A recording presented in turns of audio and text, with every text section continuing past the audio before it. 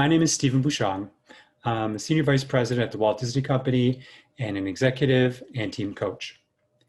I started this series of recordings in order to provide people some how-tos, some information about how they can begin thinking about, planning, and then executing against their next step so they can fully step into the future that awaits them. Their recordings, previous recordings, are available at our YouTube channel, or you can go to my website at www.bushongmedia.com, and there you'll find a resources tab where you can download templates, some how-tos, and some other things to help you think about planning, executing, and stepping into your next steps. It's all about doing what's right for you so you can achieve your full potential. Today, we have a guest coming back. His name is Sean Morong. You may have remembered Sean from a previous conversation we had about going from management to leadership. We're looking forward to having Sean talk about a new topic today. It's leadership with a coaching mindset. Okay, so today, Sean, you're back with us again to talk about some really interesting things. Why don't you introduce yourself and tell us what we're going to talk about today? Awesome. Thanks as always, Steve. I always love having these conversations. I'm Sean Morong. I'm a coach. I work for a large technology organization. I coach and mentor leaders. I guess my brand, if you would ask, is things like the corporate therapist or the people guy, or sometimes I'm referred to as the truly human guy. So I'm all things people and culture. What does it take to build a high-performing team, a high-performing culture, and how does coaching fit into that mix? And how do we create the best environments that we can for people that work for us or with us? So that's me. I think the topic I want to unpack today is this idea of leading with a coaching mentality. Right. And it might sound weird, but if we look at how traditional leadership I've found in my experience and through my career, it's rarely ever been with a type of coaching mindset, right? There's more of this type of boss dictatorship type of approach versus what would leadership look like if it was based in a coaching type of relationship. So that's what I think would be interesting for us to unpackage. Awesome. So we'll dig into that and talk about why that's critically important. I got some ideas that are already coming to mind. I just want to remind people, we talked last time you and I got together, we talked about management to leadership. And I think that's something you were alluding to right there, is some of the part of the old traditional way of leading that is non-coach related is more about command and control. It's about, I tell you, you do. And we manage for performance to get this thing done. It's very transactional. And I think when we also talked about the difference in leadership is where you're starting to actually, real leadership is starting to engage, empower, and really inspire the team. So if we use that as a jumping off place, when you think about leading with a coaching mindset, what comes to mind for you? I think the thing that comes to mind, and kind of mentioned it on our last call, which was interesting, was like this element of not being the smartest person in the room, right? And the reason why that comes to me is because when you're not being the smartest person in the room, you get to be more curious and you get to ask powerful questions. And I think when we talk about leading with a coaching mindset, the thing that is number one is your ability to ask powerful questions. Can you give an example? Because I know you talk about powerful questions, and as coaches, we kind of understand what that means.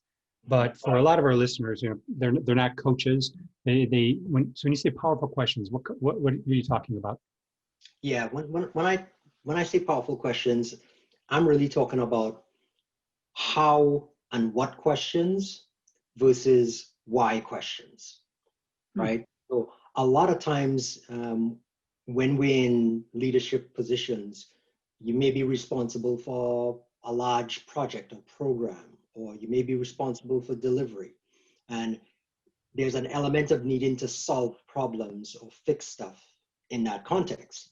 And you hear a lot of people asking why questions. Well, somebody gave an idea and it's like, well, why would we do that? Right? Or, well, I hear what you're saying, but what about this or what about that? Yeah, right away you put somebody on the defensive. Right. It's like, oh, why? Shit. Sorry. Yeah. Shoot. It's like, I've got to come up. I'm getting blamed for something. Hold on. So you're putting the people that you're asking the question, even if Yeah. you didn't intend it, you're putting them on the defensive. Yes. Yeah. Yeah. Versus something that has more of an energy of, okay, I hear your idea. So how does this idea support us getting to this particular place? Right? Or what about this idea do you believe is going to allow us to solve for this problem? Right? Because then the person who's not on the defensive, they get to, and this is a really key piece in the coaching, they get to go inside themselves and assess what are they trying to articulate. What about this idea is important to them that they believe is going to support the vision, versus you attempting to tell them with your why questions, basically why this is not going to work. Mm-hmm. Right? So the powerful questions is all about bringing something up from them where they actually are the ones that are leading the way. They're coming up with the response. Yeah, just think of it. I'm just throw some examples to see what you think about this. So I lead a large team of people, about 125 total, and you're broken up into different groups. And you know, so we're responsible for a certain activity, and we try to optimize our activity. And then when my team comes forward and say the leaders who report to me, they want to go in a certain direction that's really good for them. I always ask them the question, so if you were to put yourself in the place of your stakeholders, what would they say about this implementation or this change? Yeah. How would it help them improve as well? And then all of a sudden you can see, they're starting to think differently, thinking, oh, I'm thinking a little more systemically about the whole of what's going on and how it needs to happen. Another one, I don't know if this ever comes up for you. People say, oh no, we can't do that because we don't have X, we don't have Y, we don't have Z. Say, okay, what would it take to make it happen? What do we need to have in order for it to work? And all of a sudden, this excuse that they had for not getting it done, it's thrown back, and they're like, oh, well, I really didn't think about that. I just knew that we couldn't get it done, so I didn't go further. So so I see. So asking the powerful questions helps them think differently to draw more within themselves. It's interesting because does that also have another sort of an impact on how strongly they're going to push for what comes up? I mean, do they get greater ownership by doing this as well? I do, and I think when you hand it back to them, and it's coming from a place of, we talk a lot about being naturally creative, resourceful, and whole, right? That's a great example of the essence of that is really you have all the answers within you, right? So when we ask powerful questions, we actually are handing it over to the person in a package of, hey, I know you could figure this out. I know you have great ideas. I know you can solve this problem. So I'm not going to tell you the answer, or I'm not going to tell you how I think it should go. I want you to really harness the goodness that you have, and you show me how you would do it, right? And the other thing, Steve, that came up as you were describing some of your examples is this approach also ends up fostering a culture of empathy, right? Because the way you described just now, when you say, hey, put yourself in your stakeholders' shoes, right? That requires a level of empathy, right? Because you have to as soon as you put yourself in somebody else's shoes and you attempt to see it from their perspective, that requires a level of empathy. And so that's what I love about taking a coaching mentality is it actually builds this empathy muscle for people that may not have had a chance to practice that. Yeah, yeah, that's right. It's interesting also, as you ask questions back, you were just described it a little bit. What came to mind for me was there's also, you're creating trust, or you're demonstrating that you trust in your employee, Yeah. which is a way of, one, getting greater engagement, but it's also a way of making sure you're being more inclusive. By asking those powerful questions, even if, for example, you're in a meeting and there's a diverse group of people in the meeting, make sure you're being inclusive and you're asking questions of the people who are in the room to get their different points of view, their different perspectives, so we get a better view of the whole before moving forward. Yeah, yeah, and it's so funny, and this is how you and I do things, right? As you just described this, what was coming to me was another key thing that you and I both know about a coaching type of mindset is the power of intuition. Mm-hmm. And so, as you described being in a meeting and creating an inclusive environment, what ends up coming by this type of coaching approach is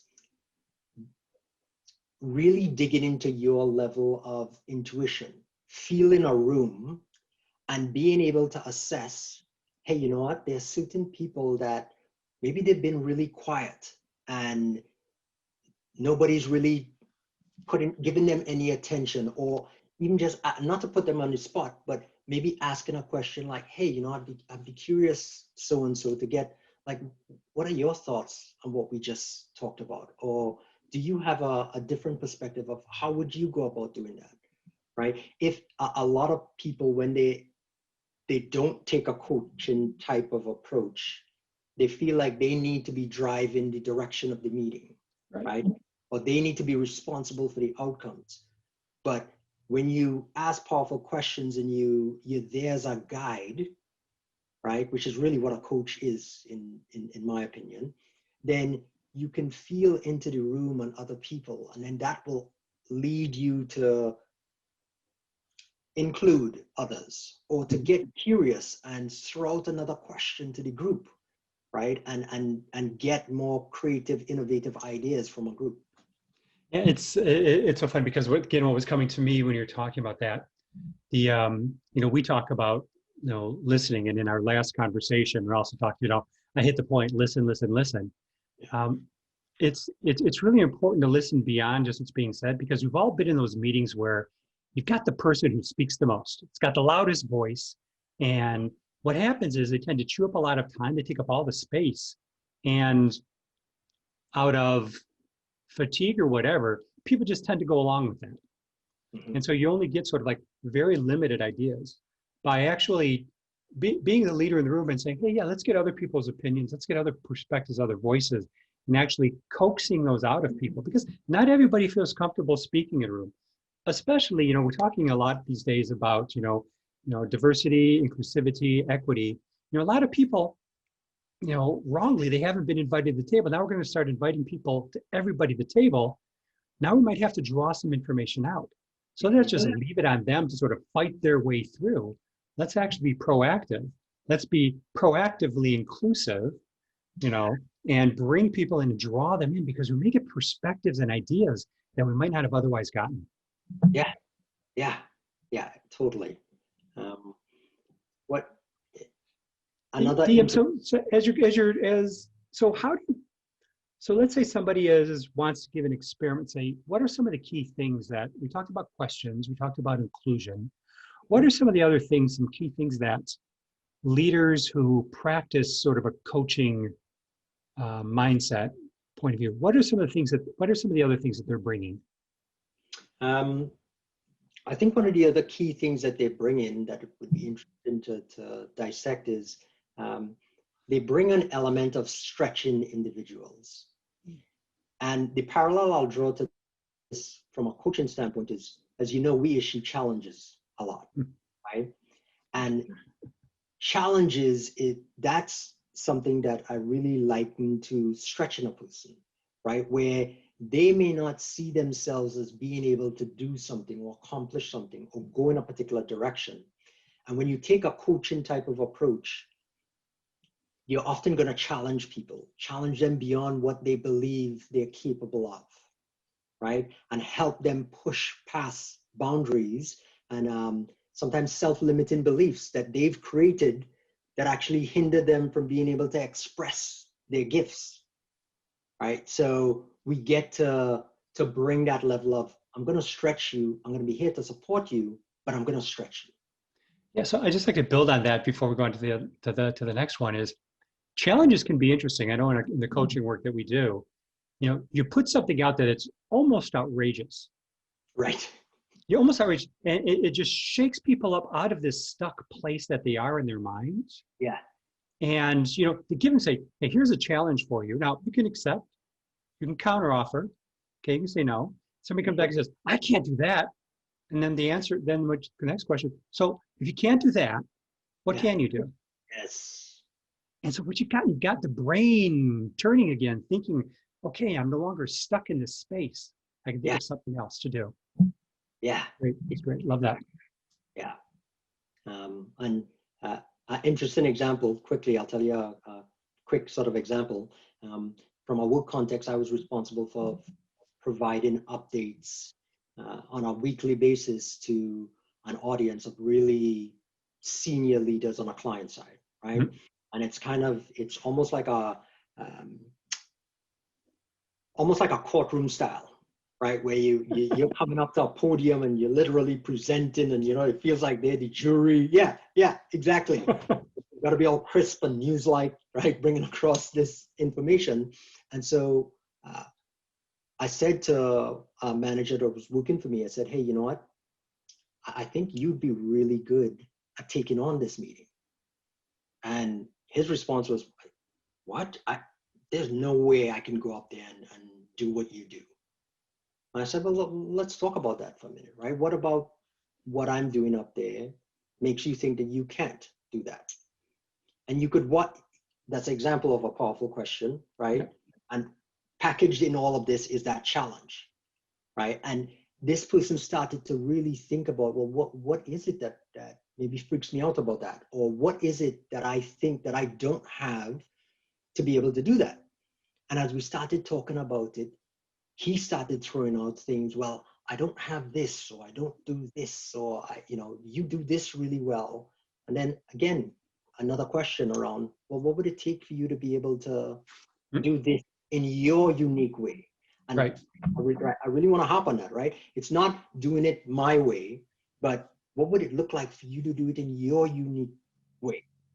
And that's an example of how, in the end, he ended up taking it and just was killing it, right? Yeah. It's interesting you talked about that, because a lot of times when, as a leader, we want to develop somebody, we ask them to do something, they think they have to emulate the way we've done it. Mm. And then, as you said, taking coaching mindset is really walking them through accomplishing the same results, but in their own unique way. Yeah. And I think that's really interesting, because I want to talk about a couple more things that I think a leader with a coaching mindset brings. And then I want to talk about what does this enable? What does this unlock, having this type of mindset? For me, a leader that has more of a coaching mindset is going to be a leader who actually is comfortable and can bring to the table talking about a purpose. What's the purpose of the business? What's the purpose of the department? What's the purpose of something that we're doing? Talking about the why. Simon Sinek's really famous about talking about start with the why. Talking about the vision. Where are we going? What does it look like in the future, in a future state, so that people can begin thinking about that and begin, if they can see it, they can begin making it materialize. But then also talking about the objectives, not necessarily how to achieve the objectives, but to talk about, here's what we're trying to accomplish. How can we do it? So those are a couple other things that I thought a leader with a coaching mindset would bring. Yeah. If we shift gears for a second, so I see the benefit, you see the benefit, we're talking about it for that reason. And I'm sure a lot of people are thinking, okay, I've heard these guys talk, okay, what's in it? What's in it for me? What's in it for my enterprise? What's in it for the organization? What's in it having or leading with a coaching mindset? What are some things that come to mind for you? So I guess probably two main things come to mind for me is we use the buzzword innovation all the time in organizations, right? This drive and strive to innovate, right? This breeds probably the most innovation out of people taking this type of coaching mindset, because you open the person up to so much more and curiosity comes alive in them. And I think we touched on this before. That curiosity breeds creativity, which then together, when you marry those two, that's innovation, right? Wrapped around diversity. Yeah. Right. So that piece is huge for me. And the second piece I would say is authenticity, right? Because you bring in this human element when you take a coaching approach, and it allows the person to really step into who they are and really start becoming authentic, right? They start feeling safer. And you talk about trust. When people feel like they're trusted and there's a trusted relationship between them and their leader, then they can be more of themselves, right? They become okay to not have the right answer and to be able to fail, right? All those type of things. So those two come screaming out for me. What are your thoughts? Yeah, so it's interesting. I've thought a lot about this, and so working at the Walt Disney Company where I do, there's always something going on. And what I found is by having a coaching mindset, it allows me to develop the leaders behind me who can actually take on more. So in a way, I actually amplify the impact enormously.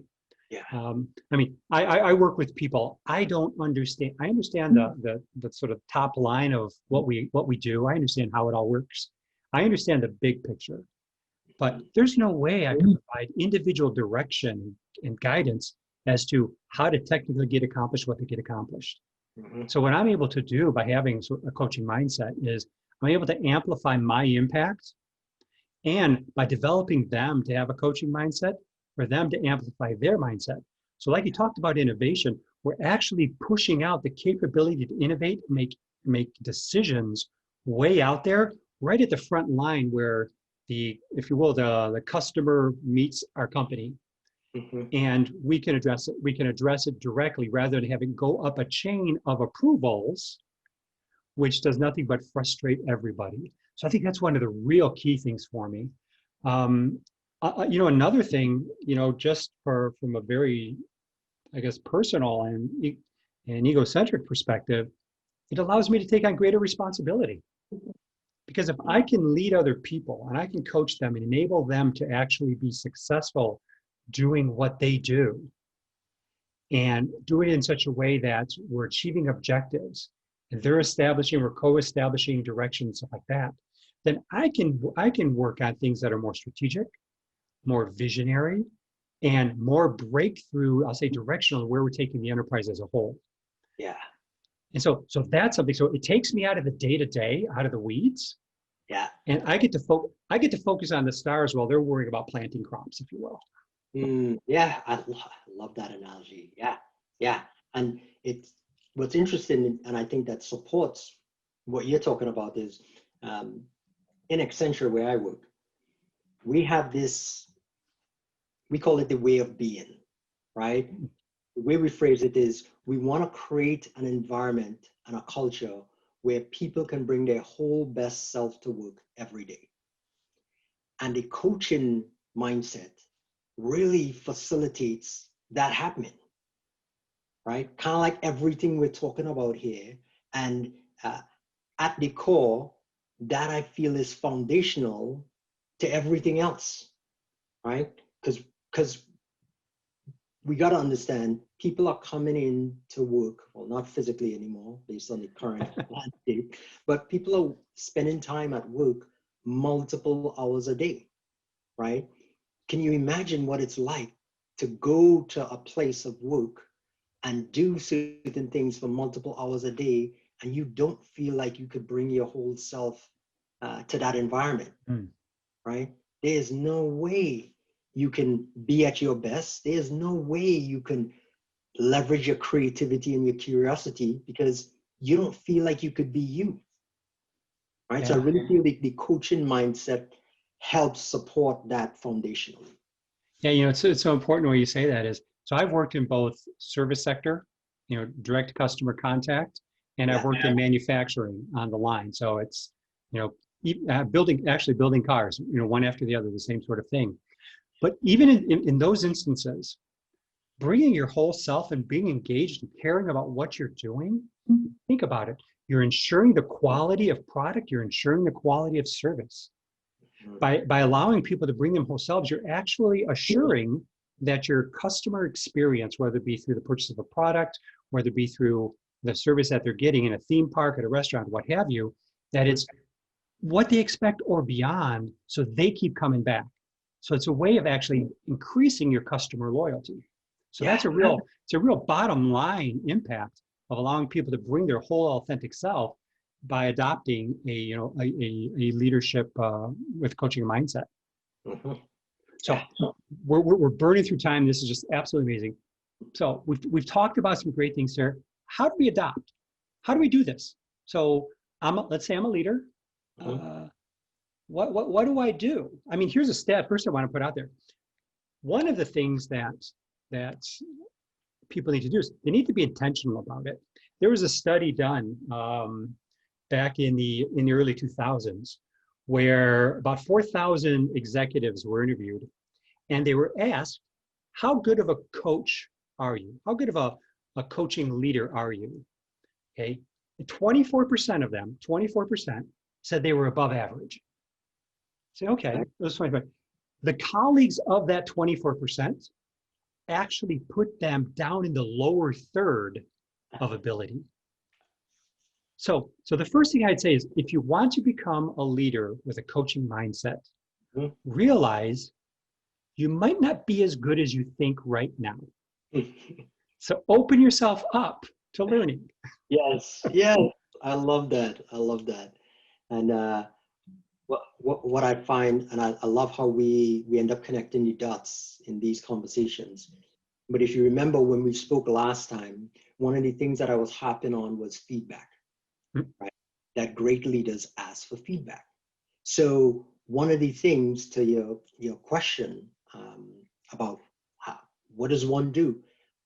The easiest way to start this journey is start asking for feedback from the people that report to you, right? I believe in feedback both ways, but you want to know if you have a coaching type of mindset and are you a coaching type of leader, ask the people that work for you. Hey, I just need to interrupt this. What just jumped into my mind, you just triggered, was even if you have the idea, let's say you say, I think we should go right. And so you're talking to your team, I think we should go right. Rather than leaving it there, say, I think we should go right. What do you think? Let's talk about it. What am I missing? So ask for feedback. Even on those little things, ask for feedback, ask for impact.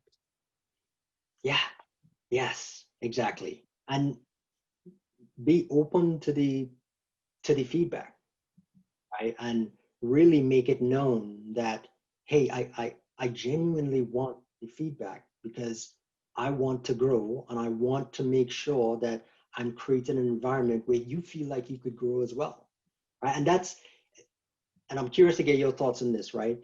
I used to have this, I think I actually still have this mentality of, I work for the people that work for me, right? It's not like, it's this element of, I need them and I work for them, right? So what am I willing to do to create an environment for them where they can do their best work versus the traditional, why I'm the lead.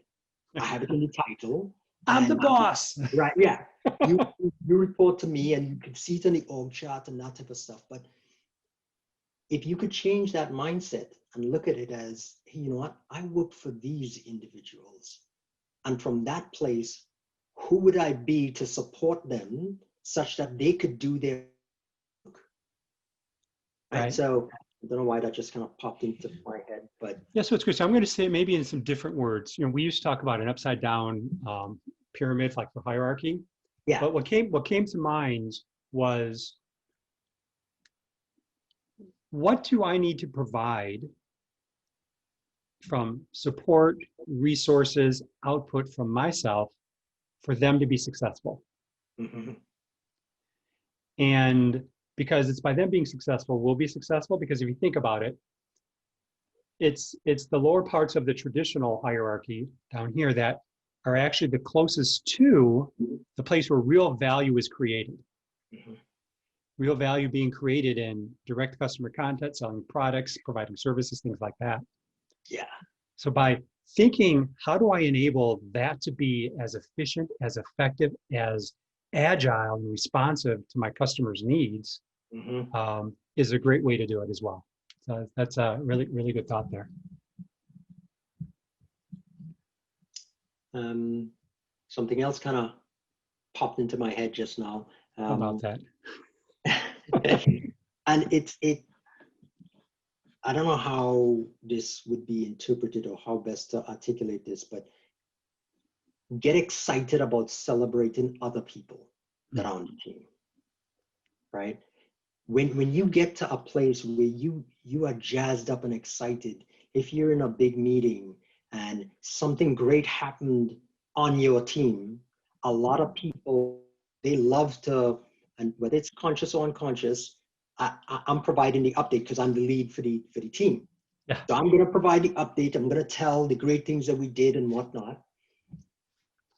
What would it be like if before you started doing that, you had the mindset of, I have an opportunity to celebrate my team or my people or individuals on the team in this, platform that I have, right?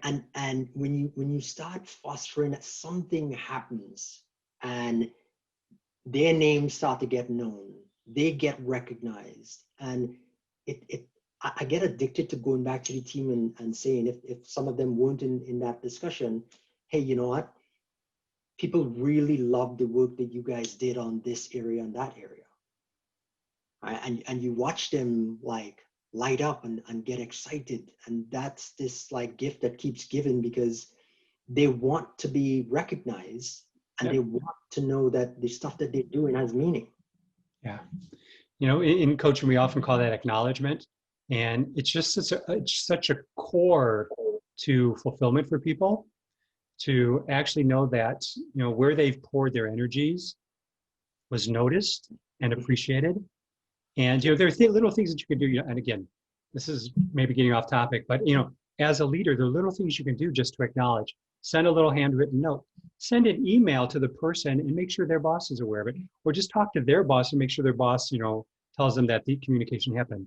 Recently our team's been through a lot. So actually just sent a little tin of cookies, it's nothing. It's a little tin of cookies to everybody just to thank them for all the hard work that they've done and that it's been appreciated. And this is what them investing the time and energy they have, that's what it's allowed us to do. So, things like that, just acknowledging people, I think you're right. It's easy. It may not be natural, but if we can start forcing ourselves to do it, it'll become natural. Do it for 2 weeks and then it'll become natural. Yeah, totally. Okay. Any other practical next steps for the people who are listening to this about thinking about how to be a leader with a coaching mindset? And maybe this is in the realm of powerful questions, but what I would say is ask people how they like to be communicated, how they like to be rewarded, right? When you ask folks on a team how they like to process information, how they like to be led, right? And how do they like to be recognized? Because not everybody wants to be put up on a grand stage. Right. Hey, so and so you did, right?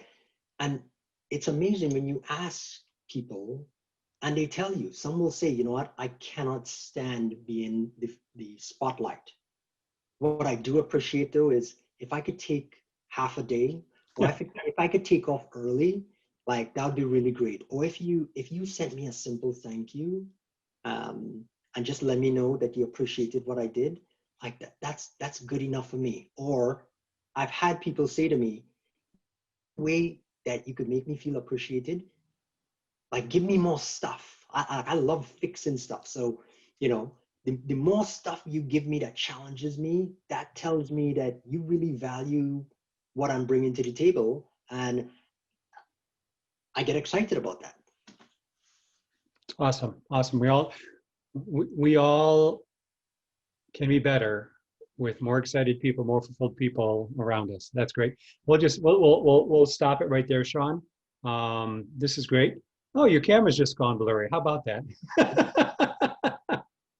Okay, so we always have these little technical issues from time to time. Yes. So again, Sean, where can how can people reach out to you? I think, you know, I'll probably put it over there, but I think, Yeah, LinkedIn is probably the best place to reach me. I also talked last time about my culture coaching arena that I have up on my private practice. So they could email me at sean.morong@accenture.com, or they can email me at theculturecoach1@gmail.com. So awesome. Sounds perfect. Okay, great. Well, hey, thanks a lot. This has been again another amazing conversation. There are things in here that I think we're going to pull out and we're going to unpack in one of our next talks. yeah, definitely, and I'm glad to see I'm looking clearer now than I was just. Awesome. Okay, Sean, you have a great day. Stick around and we'll talk about some other things. You bet, Steve.